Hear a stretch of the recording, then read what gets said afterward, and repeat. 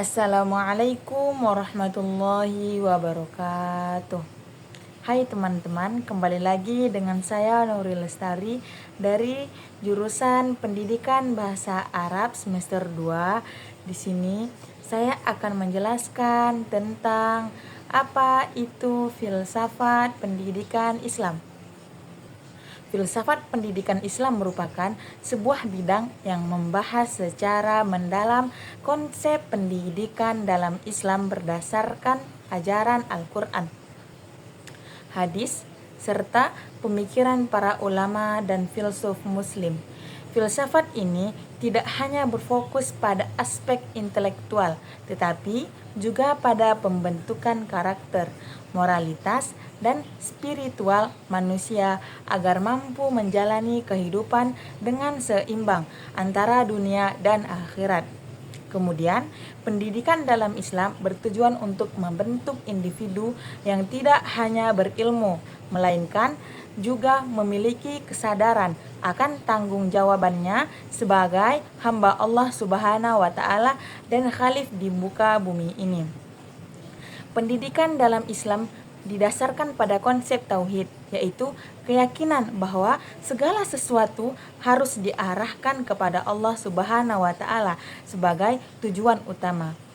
Kemudian, pendidikan bukan hanya sekedar profesi, juga bagian dari ibadah yang bertujuan untuk menggentarkan manusia menuju kesempurnaan diri sesuai dengan nilai-nilai Islam. Hakikat pendidikan dalam Islam terletak pada pembentukan manusia yang paripurna, yaitu manusia yang memiliki keseimbangan antara akal, hati, dan amal dalam menjalani kehidupan. Tujuan utama pendidikan Islam adalah mencetak individu yang bertakwa, berilmu, dan berakhlak mulia. Islam mengajarkan bahwa ilmu memiliki posisi yang sangat tinggi dan menjadi sarana untuk mencapai kebahagiaan dunia dan akhirat. Pendidikan dalam Islam juga bertujuan untuk membimbing manusia agar mengenali dirinya sendiri dan Tuhannya, sehingga mereka mampu menjalani kehidupan sesuai dengan fitrah yang diberikan Allah. Pengembangan potensi manusia menjadi aspek utama dalam pendidikan Islam, di mana manusia didorong untuk mengoptimalkan akal, hati, dan fisiknya demi kebaikan diri sendiri dan masyarakat. Selanjutnya, sumber utama filsafat pendidikan Islam adalah Al-Quran, di mana Al-Quran ialah yang memberikan pedoman utama dalam memahami hakikat ilmu dan pendidikan dalam Al-Quran.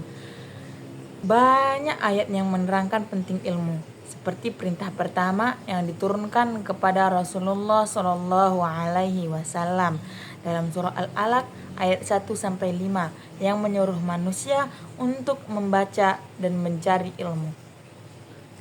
Hadis juga menjadi sumber penting dalam pendidikan Islam, karena Rasulullah SAW memberikan contoh langsung bagaimana pendidikan dalam kehidupan sehari-hari.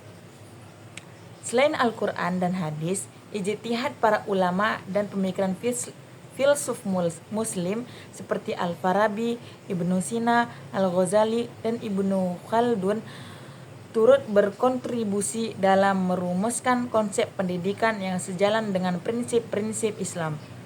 Sejarah dan tradisi pendidikan Islam juga menjadi sumber yang penting, terutama dalam melihat bagaimana pendidikan berkembang dalam peradaban Islam. Mulai dari sistem pesantren, madrasah, hingga universitas Islam klasik seperti Al-Azhar dan Universitas Al-Qarawiyyi. Dalam praktiknya, pendidikan Islam menerapkan berbagai metode yang bertujuan untuk menyampaikan ilmu dan membentuk karakter peserta didik. Metode yang umum digunakan dalam mendidik Islam antara lain adalah ta'lim atau pengajaran formal yang dilakukan melalui ceramah, diskusi, dan pembelajaran berbasis teks. Metode ini banyak diterapkan dalam sistem madrasah dan pendidikan formal lainnya.